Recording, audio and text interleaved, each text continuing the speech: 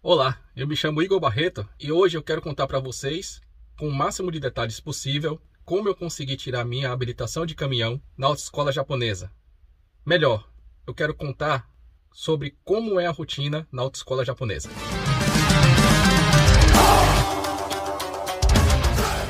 Para começar, eu queria dizer que esse vídeo aqui ele vai ser provavelmente um pouco longo e será totalmente explicativo, ou seja, não vai ter paisagem, não vai ter gracinha, vai ser somente eu aqui falando com vocês sobre a rotina da autoescola japonesa.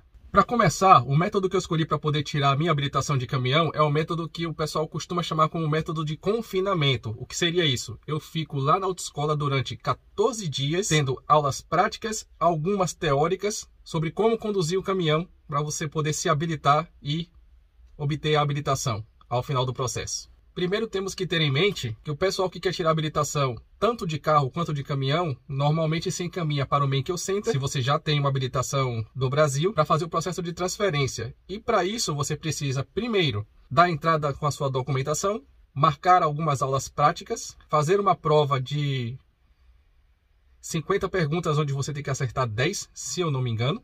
Depois, fazer as aulas no circuito interno do Centro de Formação de Condutores da sua província. Nessas aulas você vai aprender como guiar o carro em 3 percursos que você tem que decorar, esses 3 percursos, onde você vai ter diversas situações que você vai ter que executar com perfeição.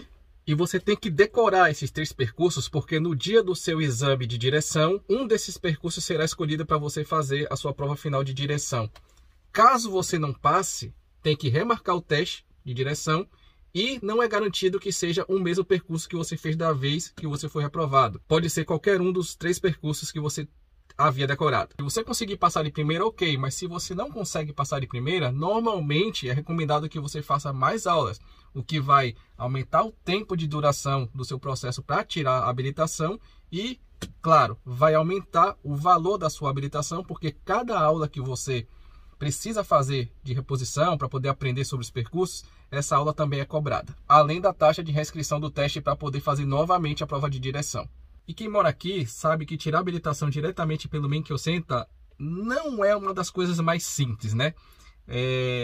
Os índices de reprovação são bem conhecidos aqui, principalmente aqui na minha região. E se tratando de caminhão, conversando com muita gente, pesquisando bastante antes de me aventurar nisso, eu escutei muitos depoimentos de pessoas que foram reprovadas 8, 9, 12, 16, 22 vezes até conseguir. E pensando nisso, pesquisei e descobri esse método de confinamento, onde você entra na autoescola, fica 14 dias no curso intensivo e põe intensivo nisso, onde você vai se graduar e ter a sua habilitação.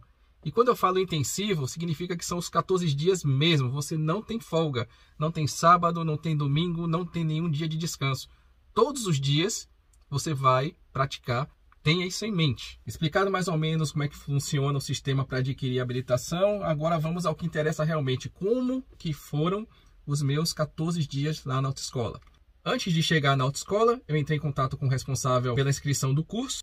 Fiz a reserva da vaga, fiz o pagamento via online e aguardei até a data de ir para a autoescola. Aproximadamente depois de 1 semana ou 2 semanas que eu fiz a reserva da vaga, chegou um envelope aqui na minha casa e nesse envelope tinha um formulário que eu deveria preencher com dados pessoais. Eu tinha que também anexar uma cópia da minha habilitação japonesa frente e verso e a certidão de residência que chama aqui no Japão de Jumin-hyo. Dentro desse envelope chegou também um outro envelope já selado, já com envio pago, para você pegar esse formulário que você preencheu junto com seus documentos, colocar dentro e colocar na caixa de correio, não precisa pagar mais nada. A taxa de envio já está paga. A documentação, mais as cópias dos documentos que eu coloquei no envelope, chegou lá na autoescola. A pessoa responsável pela vaga entrou em contato comigo, disse que estava tudo ok e agora era só aguardar a data de ir para a autoescola e começar. Primeiro dia de autoescola. Cheguei, me apresentei, fui encaminhado para a recepção, preenchi um monte de formulário, fizemos as verificações dos meus documentos, se estavam tudo ok, e já fui encaminhado para o exame de vista.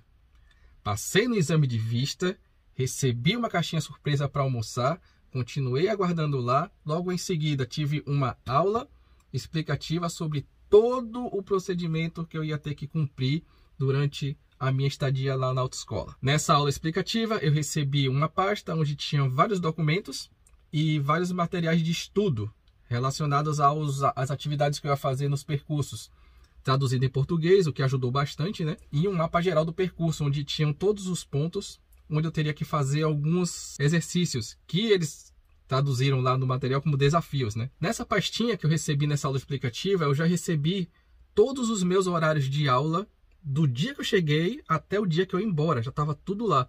E foi avisado para mim que poderia ter alguma alteração na agenda de aulas. E eu verifiquei lá na minha pastinha que naquele dia que eu cheguei, além de tudo que eu já fiz, eu já teria 2 horas de prática com caminhão. As aulas práticas têm duração de 1 hora cada aula e elas podem ser aleatórias durante seu dia. Na minha experiência que eu tive, ou você pode ter no mínimo 2 aulas por dia ou no máximo 4. E não necessariamente essas aulas vão ser em horários sequenciais. Pode ser qualquer horário do dia, ou seja, você pode fazer uma aula de manhã e 3 de tarde. Você pode fazer 2 aulas de manhã, 2 de tarde. Você pode fazer uma aula de manhã, uma de tarde, uma próximo do período da noite. Além disso, essa autoescola tem um sistema bem bacana, porque pelo menos que eu me lembre, deveriam ter uns 12 ou 16 instrutores. E cada aula dessa que você faz, cada 1 hora dessa aula que você faz com um instrutor diferente. Em alguns momentos isso era bom, em outros momentos nem tanto. Além disso, também os caminhões entram nessa. Não é todo dia que você vai pegar o mesmo caminhão. Cada aula você vai pegar um caminhão. Ou seja, cada aula você vai pegar um caminhão e um instrutor diferente. E aí você pode estar se perguntando, tá, tudo bem, o instrutor faz diferença, que não seja o mesmo, mas o caminhão não faz. Faz sim, porque tem caminhões que as marchas elas estão dispostas em posições diferentes. Normalmente a maioria dos caminhões aqui, imagina a posição da primeira marcha do carro. Nessa posição vai estar a segunda marcha. E o caminhão você só usa a segunda para sair, você não sai com a primeira. E em determinadas situações, você tem que fazer certos desafios, certos exercícios em determinadas marchas. Porém, tem alguns caminhões que o câmbio, ele é aquele câmbio que naturalmente a gente conhece, que a posição da primeira marcha seria por aqui, se a segunda fosse aqui. Lembre que eu falei que normalmente os caminhões aqui, a segunda marcha é aqui. Ou seja, a terceira é aqui. A primeira está para cá ou para cá, de alguma forma. Porque é uma marcha que não é utilizada constantemente pelo caminhão, que são marchas de força. Aí em algumas situações, né, você não sabe se está na segunda, se está na terceira, tendo que estar na quarta, se está confuso na posição lá das marchas. É divertido. E nessa minha experiência, se tratando de uma autoescola japonesa, as aulas práticas são ministradas em japonês. Então é importante saber um pouquinho do idioma para entender o que é que o instrutor quer que você faça. Mas essa autoescola, ela tem alguns instrutores que falam um pouquinho de português. E quando eu falo pouquinho, é pouquinho mesmo. Ele vai lá ministrando a aula dele em japonês e tal. Mas às vezes você se surpreende com ele falando um pare, um mais para trás, um direita, esquerda, seta, não esquece seta. Então alguns instrutores falam um pouco de português. Uns um pouco mais, uns um pouco menos, outros nada. E nesse primeiro dia de aula eles pegaram bem leve. Basicamente eu fiquei dando círculos pelo circuito, que ele queria ver o quanto eu sabia lidar com embreagem em câmbio manual, que aqui é mais incomum, né? Só que no Brasil, a maioria dos brasileiros sabem, né, lidar com câmbio manual, então foi tranquilo.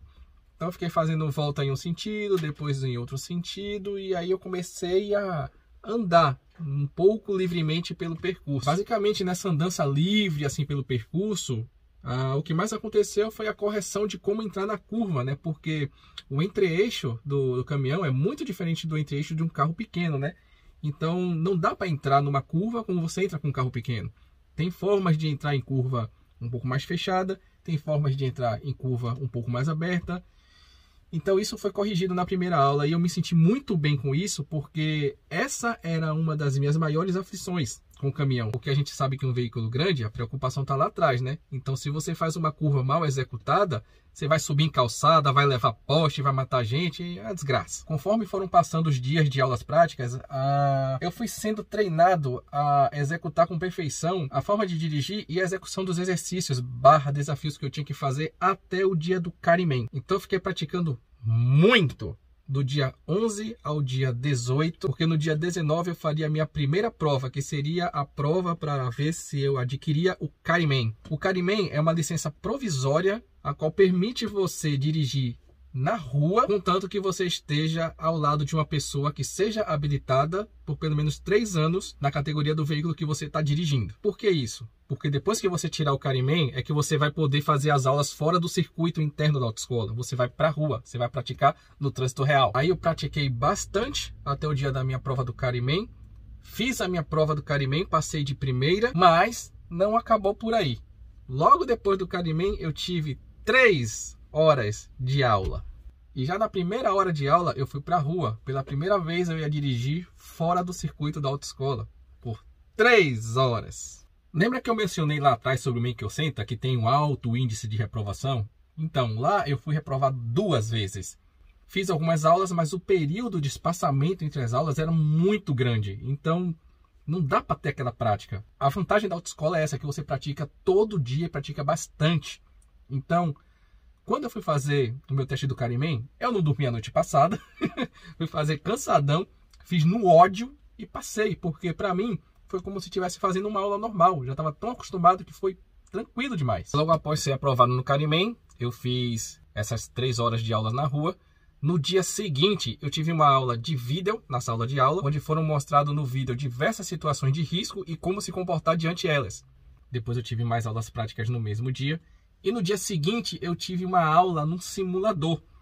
Esse simulador ele também simulava situações de risco, como chuva forte, trânsito onde gente atravessa fora da faixa, onde criança corre na frente do caminhão, onde pessoas vêm pela contramão, onde tem muita movimentação de pedestre. Também simulava situação de clima extremo como neve. Bastante coisa, foi bem interessante. E você tinha que guiar o carro de forma segura nessas situações. E no dia seguinte, eu fiz um intensivo de 2 exercícios que eu tinha que fazer. E eu tinha que ser aprovado nesses 2 exercícios para que eu pudesse ir para a rua no dia da minha prova final. Ou seja, se no dia da minha prova final eu errasse esse exercício, nem para a rua eu ia. Eu já estaria reprovado ali.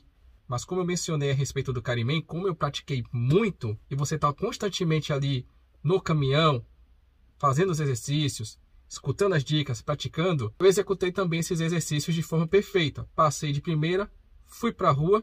Da mesma forma que eu tinha praticado muito na rua, eu já estava me sentindo bem à vontade. Então, no dia da prova, eu fiz a prova tranquilo e fui aprovado. Recebi toda a documentação que eu tinha que ter em mãos para, após isso, levar ao Make Senta da minha província, fazer alguns procedimentos que eu registrei no vídeo anterior e daí finalmente colocar as mãos na tão sonhada habilitação. Então é isso, para quem tinha curiosidade de saber como é a rotina da autoescola, o que foi que eu passei, qual foi a minha experiência e o que é que eu acho, tá aí registrado. E eu recomendo muito para quem puder fazer desse tipo de método, né, o método de confinamento, porque, como eu citei várias vezes aqui, né, você pratica muito. E quando você vai fazer pela forma que o pessoal costuma fazer, que é o Make Senta, as práticas ficam com um tempo muito espaçado um do outro, né? Então você esquece, você perde o costume, termina você se complicando, né? Já na autoescola, como você pratica o tempo todo, parece que você está sempre fazendo exercício. Então é mais tranquilo, você está mais seguro de si e você tem uma certa vivência também com os instrutores, isso te deixa mais tranquilo, né? Diferente de quando você vai no Make Senta, do nada, você vai lá fazer sua prova, senta um policial do seu lado, um outro atrás como testemunha. Isso pode gerar uma situação que você pode ficar um pouco mais tenso. Então com a metodologia aplicada por essa autoescola, você se sente muito mais tranquilo. Então, para mim, essa é a maior vantagem que você tem de fazer na autoescola, praticar bastante, se sentir tranquilo, à vontade, fazer sua prova e tirar sua carta de caminhão. Se você gostou desse vídeo e puder compartilhar, eu vou agradecer. E se você tiver qualquer dúvida, deixa aí no comentário. É engraçado falar esse tipo de coisa. Se você tiver alguma dúvida, deixa aí que se eu puder e se eu souber, eu respondo. Se não souber, eu pesquiso, tá bom? Então, muito obrigado e até a próxima.